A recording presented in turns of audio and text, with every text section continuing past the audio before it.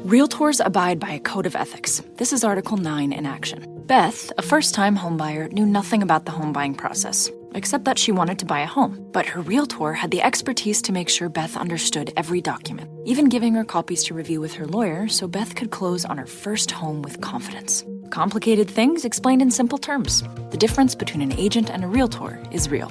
Realtors are members of the National Association of Realtors. That's who we are. This podcast is brought to you by the Washington State Department of Health. When we think about the COVID-19 vaccine hesitancy in the Black community, let's remember, it didn't happen by chance. It's justified in history. But the will to change the narrative is strong today, and our people are lending their voices to the conversation. We're sharing our stories and the reasons that made us choose the vaccine so we can lead the way for others to make a well-informed choice too. To hear our stories, visit hereforuswa.org.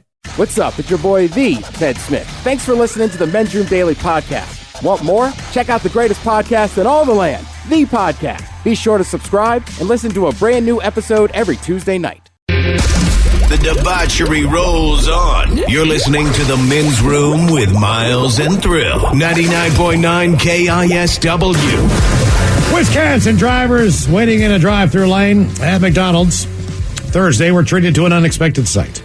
A cow in line for hamburgers. According to the Associated Press, Jessica Nelson was among the group of lucky drivers who spied the bovine beneath the golden arches. Cow in question was not walking near the restaurant, but instead was spotted sitting in the back seat of a Buick waiting in the drive-thru lane. Buick. I thought it was fake at first. Who puts a cow in a Buick? Nelson told the outlet. Then its whole head moved. In response to the spectacle, Nelson took out her phone, started filming the cow passenger. She then uploaded that footage to Facebook with the caption, "A whole freaking cow. Tell me you live in Wisconsin without telling me you live in Wisconsin." Nelson's video shows the cow in the car's back seat staring out the vehicle's closed window.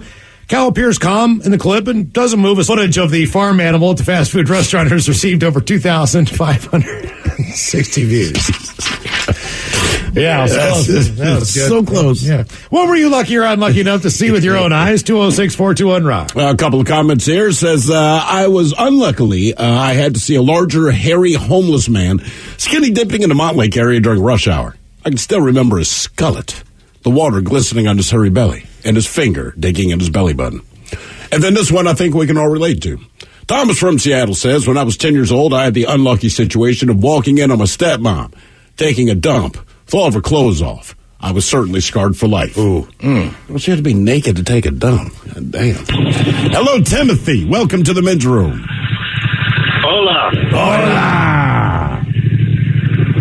Well, this is one that's kind of lucky for me, I guess.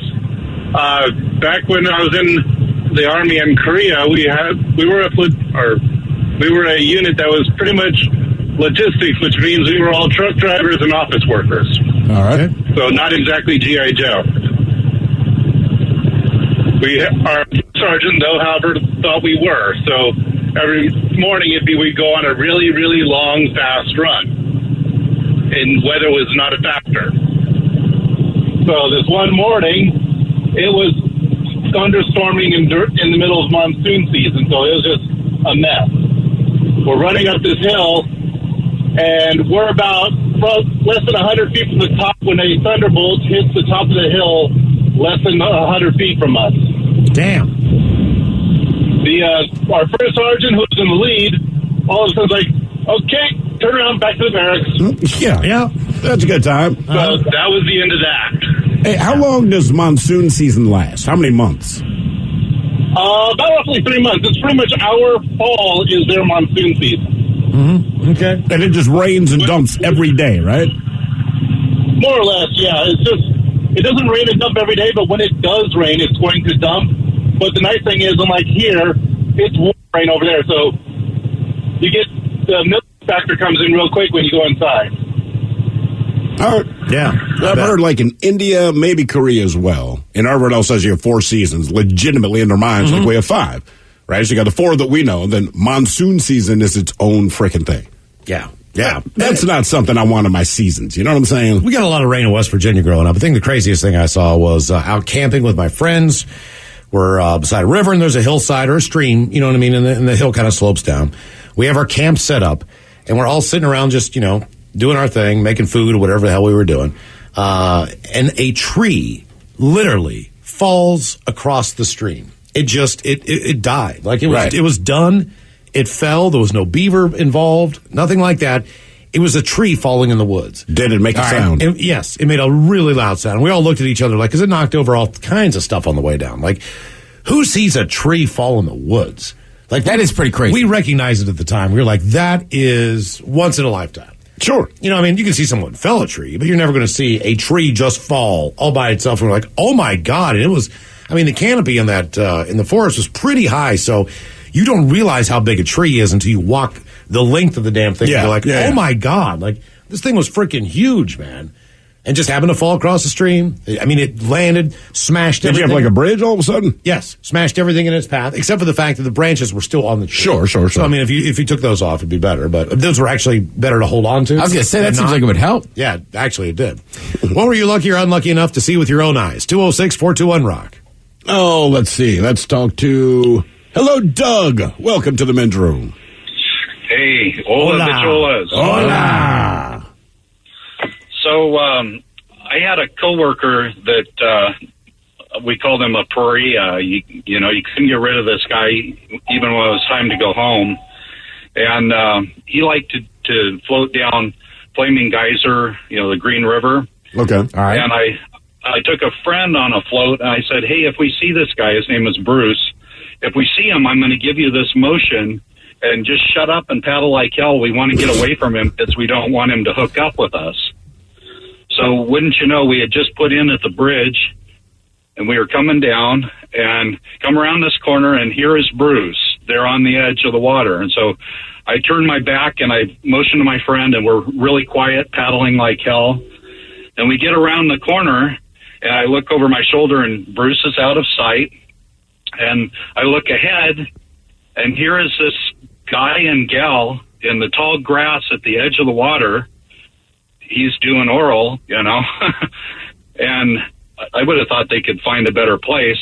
And, we're really quiet, so they didn't really see us. They probably heard us paddling, though. And next thing you know, all of a sudden her head pops up, and I'm like 10 feet behind him. And she's looking me eye to eye, and he realizes something's wrong. He jumps off of her. They both get in the grass and cover up with the tall grass. And I'm sitting there trying to figure out what to say, and I finally figured I'd say, damn hot day, isn't it?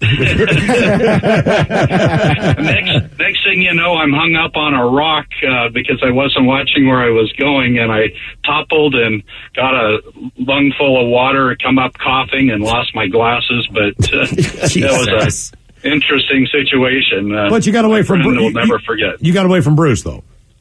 Got away from Bruce. Okay. We did, yes. Right. Thank God. And you got treated to a treat. Yeah. Sounds like a win-win. I was going to say, out in nature, it's fine.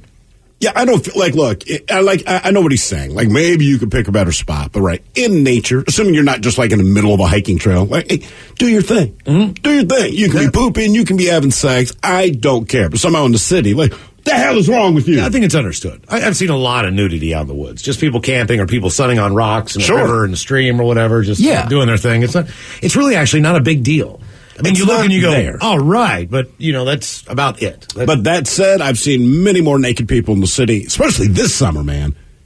My God, dude. I don't know. I know that there's a pandemic, but it's like there's not a lack of clothing. Mm-hmm. It's not like clothing dried up and there's just none to be worn. But people this summer have decided, you know what? I'm on 3rd Avenue. It's downtown, lunchtime. I don't care. Right. Hey, brother, did you get a chicken salad from Pork Belly? It's like, brother, I can see your penis. I can't have this conversation with you right now. But yes, I did get the chicken salad. It does seem like nudity was more prevalent for whatever reason growing up. I can remember going to the YMCA with my grandfather or whatever. And it's in the showers, right? Right. But in the locker rooms, everybody's naked talking to each other. You get in the shower and it's just one big room and there's 20 guys in there who all know each other and they're all just talking and chatting up. And, if we were hiking somewhere, everybody, of course you took off your clothes because you didn't want to carry around a wet pair of trunks. Sure. You know what I mean? In your bag for, another 2 to 3 days. So of course you skinny dipped. Like that's how you bathed and everything else. It's like everybody knew what everybody looked like naked. It wasn't really that big of a deal. But it's a woods thing. Like if you skinny dip in the fountain downtown, I understand what you're doing. Right. It looks like fun. I'm sure it's refreshing. It's just not here, man. No. Not here. Yeah, I'm with you.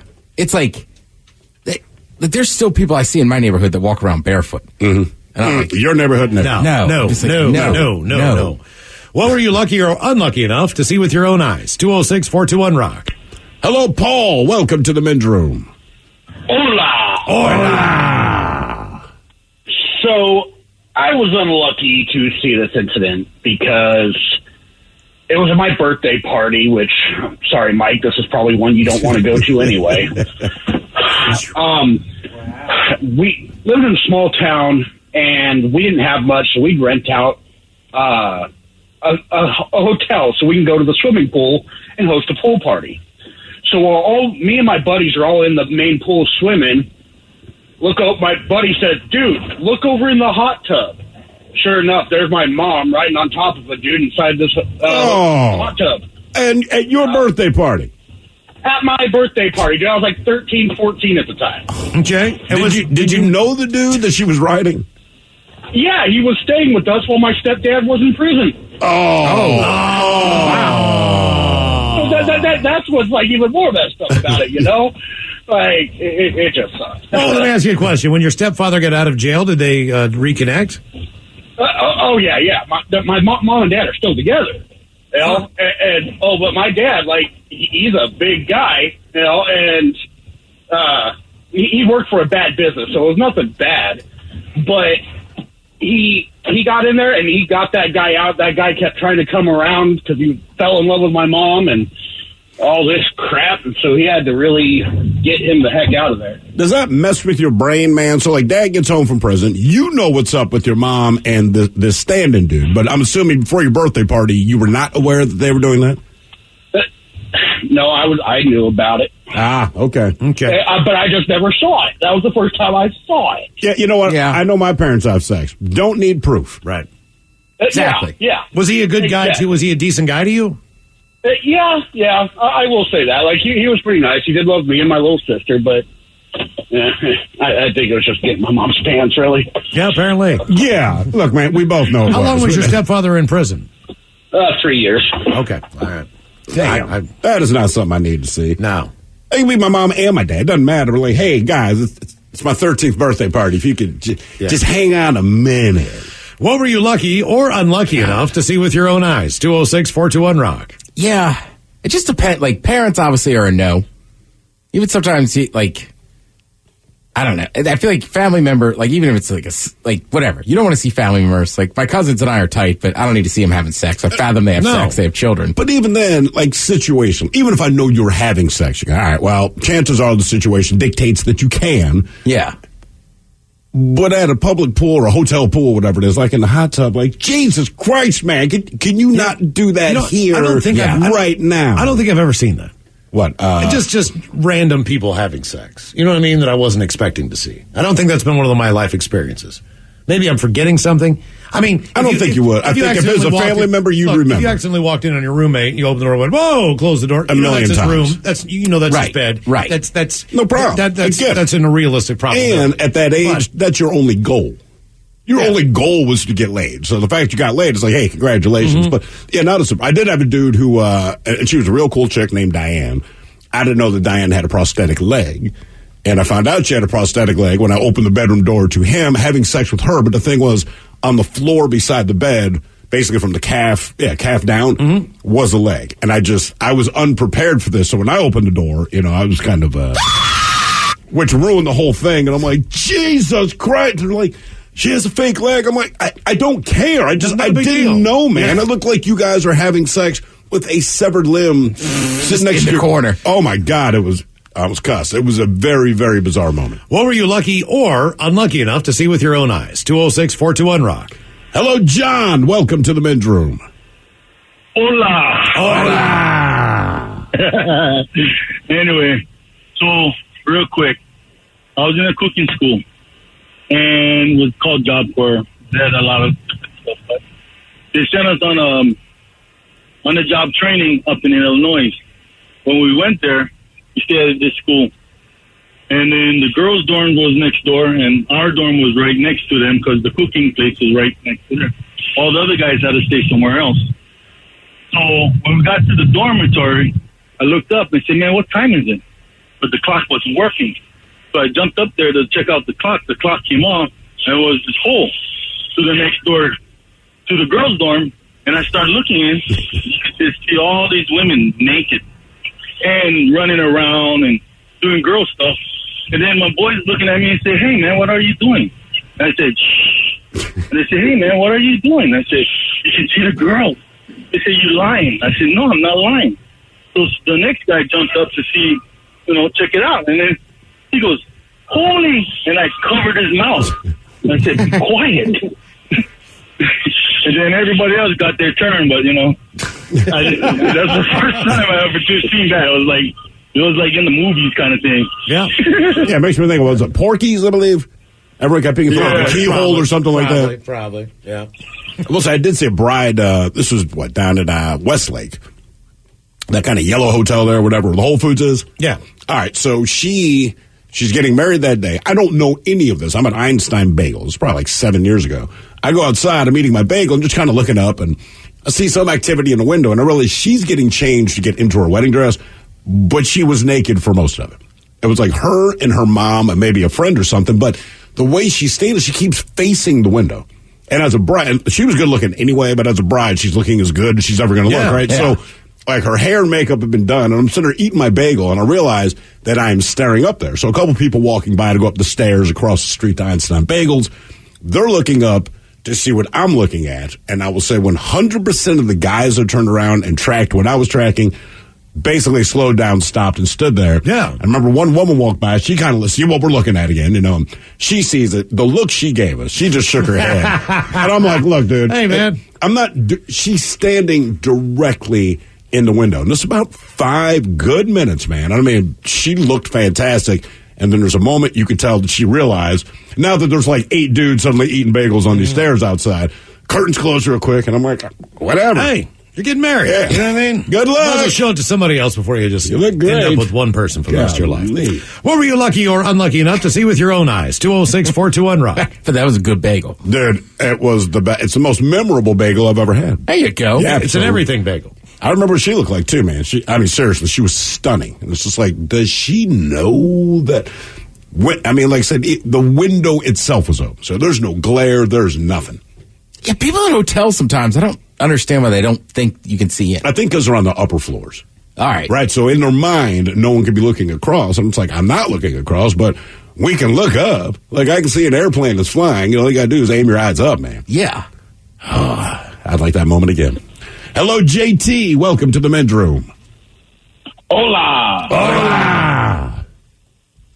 All right, so to get to the point, I used to have hair that went halfway down my back, and from behind, I'm not a feminine guy, but I did kind of look like a girl. All right. Anyways, I was going to get McDonald's one day, and I just happened to notice this old guy across the street when I walk into the store, and didn't think anything of it. Get my McDonald's, and as I'm walking out, he's still across the street, and I look at it a little closer, and it kind of looks like he's servicing himself, And he looks back at me, and I guess he thought I was a woman when I walked into the store. I don't know what kind of woman he thought I was, but and he takes a second look at me and sees, when I walk out, I have my beard to match my hair, and with his pants across his ankles, he hobbles off into the bushes or something and disappears because he was scared, because he saw a dude and thought it was a girl. Yeah, you probably ruined him for life because the thoughts going through his head. He's like, "Oh yeah, oh no, he probably did. Oh no, maybe I am attracted to that man." Look out! Me and my buddy, we saw a chick. She's back in Baltimore. We're like 15, 16 years old, and she has long, flowing blonde hair and a great ass. And we're kind of following, decent pace behind her. It's packed down there.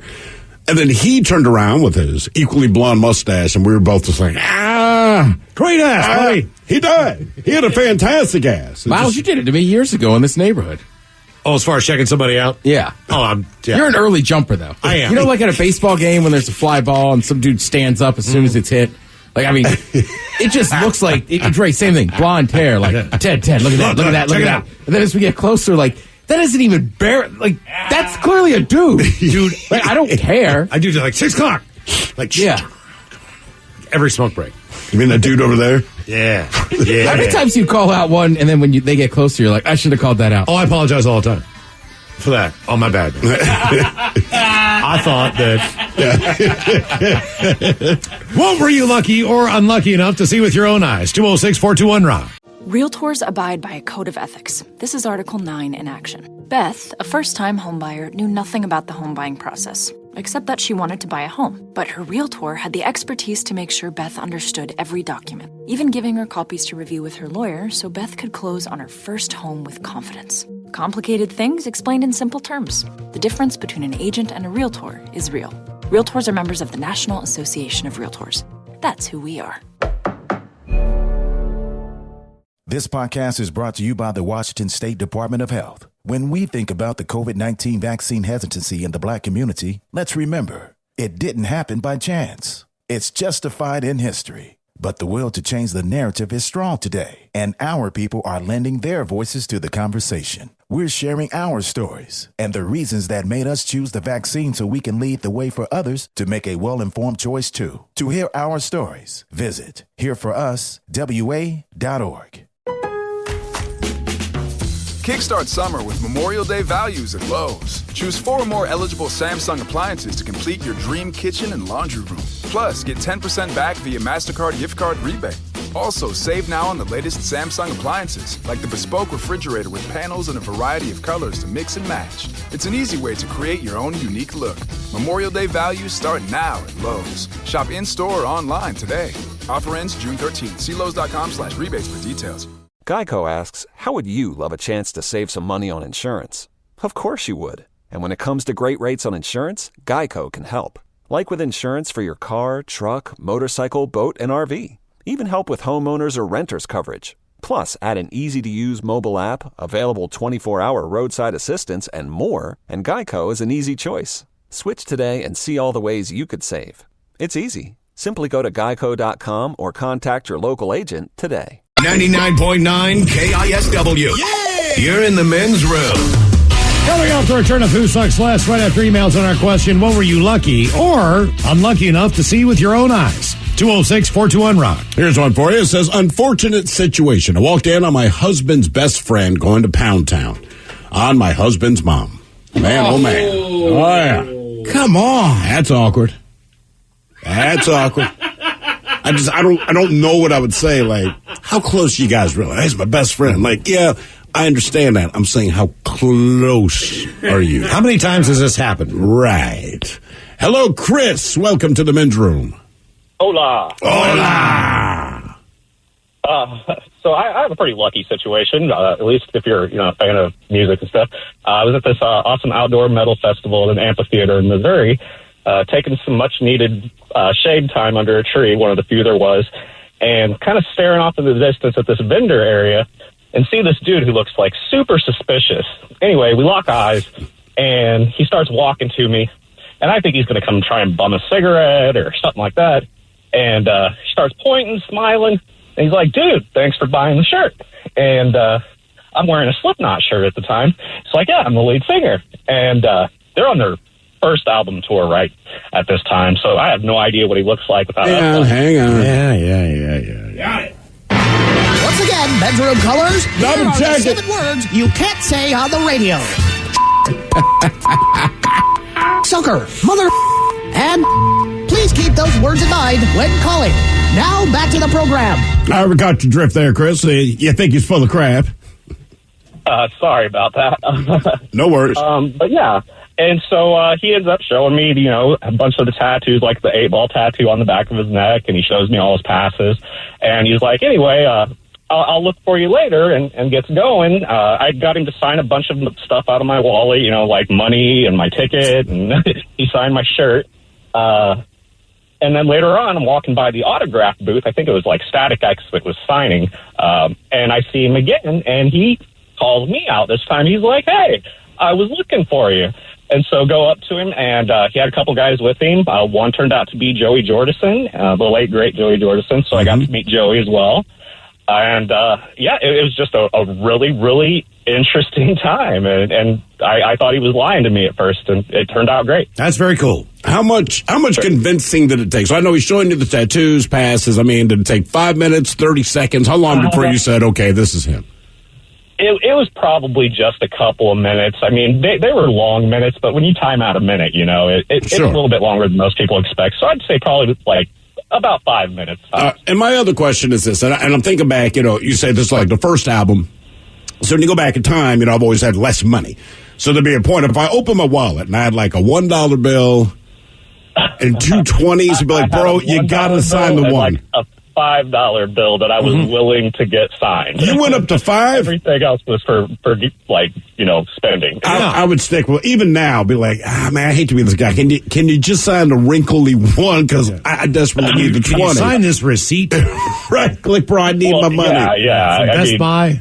I thought he was cool enough to sign more than one thing, too. I mean, he signed a $5 bill, $1 bill, my ticket, and my shirt. So are you one of the first people, as far as you know, who knew what the hell he looked like before they kind of revealed themselves? Yes. And after the show, I did kind of a little meet and greet with some of the rest of the band members. They were all in costume at that point, so I got to meet Clown, but never saw what he looked like. And he was very mysterious. It'd be like meeting the guys from Guar. I wouldn't know. No. Like if they were just in a bar, like, hey, you here to see Guar? Like, yeah, they're a fun band. Here to see them tonight. Even if the guy told me, like, hey, what's the name? Different. The guy who passed away? Whatever his name was. You know what I mean? I'd be like, okay, bud. I'm sure you're in Guar. I think they have two lead singers now that they alternate. Do they? Okay. But that was kind of like meeting the Trailer Park Boys. Like when you guys went out to smoke, like they kind of stopped. Bubbles took his glasses off and just was normal. Yeah, and it was like, oh man, you guys keep this up a lot. Mm-hmm. So it's amazing. So we had Steel Panther in probably 12 years ago, something like that, right? And they are what they are, and they are a lot of fun. But even when they came into the studio, you go to commercial break, it's all business, and not in a bad way. Is there anything you guys want to talk about? Is there anything you guys don't want to talk about? Like they're asking us that. I said, no, you do you, sell your stick. So Steel Panther got the big hair, and it's all about sex and booze. So that night, they are playing Showbox Soto, I believe it was. That sounds about right. And it's crazy. So before they get in the costume, they're just normal-looking guys. And when I say they're exceptionally talented, they really are. You have to be very good to be able to poke fun the way they do. But I remember walking in there, and every other band that's there is kind of excited because Steel Panther's there. And the message they send is nothing but partying. These guys are so professional, you felt bad being around them. I could not believe. The guy came up and he, hey, just do me one. And they're not mean about anything, so make no mistake about that. But the lead singer's like, hey, do me one favor. I know you're a smoker. I said, yeah. He's like, can you please just smoke outside? And I did. He goes, just don't smoke in there because, it affects vocals. And I'm looking at this guy like, when he goes on stage, he's the most ridiculous human being on earth. Yeah. Backstage, they're like, oh, man, we're getting our fingers warmed up. They're like, we have to put on a good show. And what I appreciated about them, they said, look, when you do what we do, we can't have a bad night. Because everybody's there to party and have an amazing time. We're already a bad band, quote unquote, but we can't F up. I've never been to a show where I laugh so much. Not a concert. It's awesome, but you laugh hysterically. They are so funny. It's insane. They were on a roll when I saw them down there. It was just like, this is one of the greatest shows. If you ever, you don't need to know any of their songs. No, you don't. None of that matters. You just go. They put on the show. You will enjoy yourself. You will laugh your ass off. You'll be like, those guys rock. And they're better in a nightclub. And you have to remember, they're all professional musicians. So they've all been in all types of bands with some of your favorite guys that you don't even realize they played with. They played studio stuff, but that was their point. They're like, trying to make it anything in the industry is different, they're being talented or whatever. And they're like, all of us, we put in the work, it works out. They could name a bunch of people they've played with who you're very familiar with. Like, it's been a band with that guy, but worked out for him, didn't work out for me. So we kind of put this band together to make fun of it. And then this is the band that blew up. And they had $1 million residency at the House of Blues in Las Vegas. $1 million residency. Right, because before they were Steel Panther, what were they? Metal Church? Right? No. Because they were Were they metal? No. No, but it was. They were doing the same thing. They were doing those Sunday night shows on the LA Strip. And they always did covers, and people would. It was like a famous thing where people would come up and do like cameos with him, like Mr. Belding would show up on stage and this and then I want to say that morphed into Steel Panther. Okay, all right. But I think you're right. Like they had something, right? But it's like almost like karaoke. Like we are your backing band, and then. But you also have to remember, Steel Panther. I mean, they're just it's awesome in LA. That would be the equivalent of a band here, forming and going and spoofing grunge, right? And then getting up on stage and making complete fun of the Seattle music scene. I mean, ripping it to shreds in Showbox, like regular Showbox. That's the equivalent of what Steel Panther did. They would play Whiskey a Go-Go, and, Nikki Sixx would be there. And they're basically, and he loves the band, but they're parodying him. They're parodying Poison. Ricky Rockets, and they're like, what the hell is this crap? You know what I mean? And they're making fun of you, dude. Right. They're joking about you. What were you lucky or unlucky enough to see with your own eyes? 206-421-ROCK. Was I off on that one, Mike? Close. It's they started as Metal Shop, then they became Metal School, and then they became Steel Panther. All right. So you're going to piss people off at Metal Church. Yeah, I know. When you looked at me, I was like, all right, it's not Metal Church, but I knew it was Metal something. Yeah. Because it was already like a famous show. But yeah, the Steel Panther thing just put them over the top. And I'm happy for them, man. They are truly good guys. Hello, Colby. Welcome to the men's room. Hey, what's up, guys? Hola. Hey, so, this one made me think of it happened a couple months ago. Steve, were talking about a tree that fell down, and it was one of the craziest things you ever seen. Well, a few months ago, it was right after that really hot few days we had, that was over 100 degrees. I had a few friends from back home come out. And so I took a few days off from work, and I decided, we're going to go up to Mount Rainier. I want to show them, up there, up in paradise, whatever, and get some pictures, Well, we started driving up in the National Forest, so we probably drove about an hour and a half or so. And their daughter had to go in the bathroom. I was like, I can pull over. So I pulled over, first pull off. And so they got out, and not even 20 seconds goes by. I have it all on my dash cam, too. This tree, I noticed, is like leaning, Like, that? And all of a sudden, it just goes down, and it's just, you know how big them trees are up there. I mean, they're monsters. I mean, yeah, they're just huge. And so this thing's coming down, and we're all just gasping because all of a sudden there's this Subaru, this car. I don't even think we saw it. And just kept driving. Finally saw it the last second, and that tree landed right smack, like on their bumper, literally inches from the wow. car. I mean, if they would have landed on the roof, it's done. So I mean, this tree was so big. The power lines came crashing down on my car. Buddy Pat and his daughter were still outside. I screamed, "Get in the car!" And the power lines are just right on top of our car. I mean, right next to my head. It was just so crazy. I got it all on dash cam. And then once it fell, and all these people started getting out of their car in the middle of the road, and they're like, "What the hell are you guys doing?" Get in their car, man. It's just a live, big ass power lines. Yeah, it was just one of the craziest things I ever wanted to see. I wanted to show you guys because you guys said that. What I'm getting out of this, tree falls over, takes down the power lines, lands on the bumper of a woman's car. Probably a Subaru. And then said if it had fallen directly on top of the car, it would have crushed her. Correct. To be fair, in that moment, I'm thinking it would be worse to be the caller than it is to be her. Right? I'm driving a car, tree slams down and I'm just gone. I mean, there's no, right? It's over. I can't imagine witnessing that. I think he switched to a Bluetooth or speakerphone or something. I don't know what happened. I thought he was going in and out. Yeah. Well, I told you I saw somebody die. It's horrible. Well, yeah. I mean, what was that, baseball game? Yeah. Yeah, the coach of the other team. There was a little bit of an argument after the game. Right, there was another coach there. So my brother and this other coach are kind of giving this guy the business. He's very upset. Storms off, screw this, blah, blah, blah. And then, dies right there on third base. Heart attack. How bad do you feel? Especially the last thing is I'm arguing with this guy. Yeah, did your brother feel bad for giving my brother didn't, because my brother was kind of breaking it up, right? Because we all coached in this league. And I will say this, the worst thing is just when they sit him up, that gargle.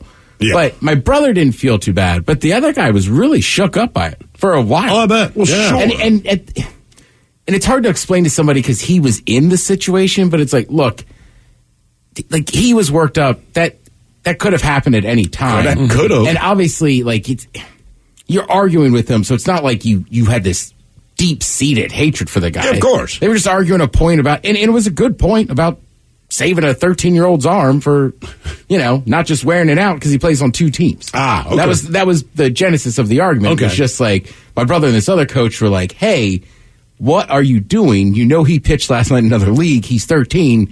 You got to look out for him. Right. Then he died. Yeah. What were you lucky or unlucky enough to see with your own eyes? 206-421-ROCK. Hello, Angel. Welcome to the men's room. Hola, muchachos. Hola. Okay, I have a story from Korea.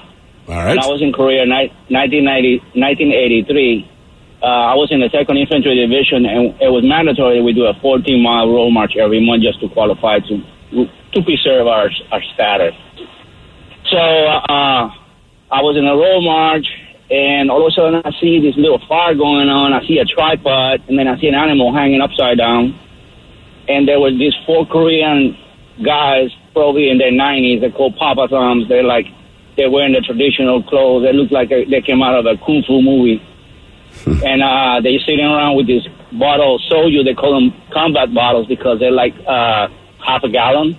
They're really tall. And they're just taking shots, drinking, and they are burning a dog. A live dog is hanging in like a rope by his neck, and they're just cooking it. And they're about to chow down that thing. Hello? Are you guys? And you always hear about it. You always hear when you go to Korea, be careful, they don't give you a dog. But this is something that they do is very traditional.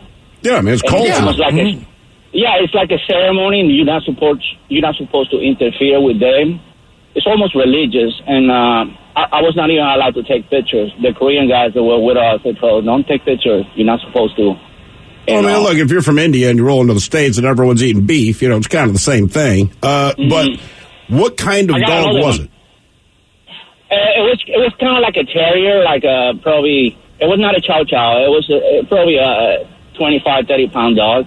And I got another one. I didn't tell Mike about it, but I know Miles is going to relay with me. I saw Kyle Wallen that hit the pavement in Puerto Rico when he fell from the high wire. Oh, you did see that? You were there. Yeah, because what happened was it was like a big event, and like the day before he was on all the TV channels promoting that, and then so my cousins and I, we all got around it. I wanted my mom to take us to see it, but she didn't want to. It was too much traffic and stuff like that. So we all sit around the TV. Hey, he's about to do this, and like the whole country was paralyzed for the whole day for this event. And the wind was blowing, man. The wind was blowing. I've been to that place like 100 times, and it's like a tunnel. The wind from the ocean comes into an alley. Because there's a cove in there. There's a cove there. Yeah, and he's up there, man. He's walking the wire. He's all of a sudden he starts wobbling, and all of a sudden, he's trying to hold on, and he let that bar that they carry for balance. He let that thing go, and he's hanging, and then up, down he goes, man. And the cameraman, he just should give him like the cameraman of the year. He followed him all the way down to he hit a taxi and the pavement. You know what's really weird about that? You know what's crazy about that area right now? I don't know when's the last time you've been back, but if you're standing where the hotel is and you look across the street, there's a Dunkin' Donuts and there's a Chili's. So like he hit right by the Chili's, basically. I'm like looking. Oh, Dunkin' Donuts is very, very famous where I'm from. I'm so sad that they're not over here. I love those. No, I know. Because I was like, I just wanted, my grandmother lived in that hotel. Yeah. So I kind of wanted to see like where she lived and just kind of walk around and all that stuff. So, and I know where he fell. I know where he fell in the street because he fell right in front of the hotel. So I walk outside to look and there's a Chili's. You know what I mean? You're like, all right, let's go get some beer at Chili's then, I guess. What the hell, man? It's strange. Like, you fathom that stuff's everywhere. And I know I told this story, but, right, like I arrive in London. It's the afternoon, evening. Mm-hmm. We go out, do like the pub tour, this and that. And the next morning, I throw open the shutters. I call them shutters because I'm in England. And I'm like, look at this. Ted Smith in London. And there's the Domino's. And he just cruises by on his bicycle. And I was like, wow. All right. Hey, my big moment in London was I got lost, right? Because all the roads are so curvy, and you think you have a general idea of where you're at. And where I was, I just didn't. No big deal. Kind of went out for an early morning walk. So there's this old dude. He's walking up the street, and I'm like, hey, man, I'm just trying to get back to whatever the name of the hotel was. And he's like, oh, it's quite easy. Right now, you're on Drury Lane. And I did not mean to do this. I'm like, you mean where the mother effing Muffin Man lives? And I realize I've said this, so he kind of looks at me and he goes, yes, where the Muffin Man lives. I'm like, where he lives on Drury. This is cool. I was like a Muffin Man t-shirt. I was blown away in that moment. Like, I'm on goddamn Drury Lane. A mother effing Muffin. Sorry, bro. They got Frank Zappa t-shirts. It was just an outburst. I'm like, I sound so stupid right now. What were you lucky or unlucky enough to see with your own eyes? 206-421-ROCK. Domino's. All right. Hello, Russ. Welcome to the men's room. Hola. Hola. Liquor and whores. Liquor and whores. I got a story for you.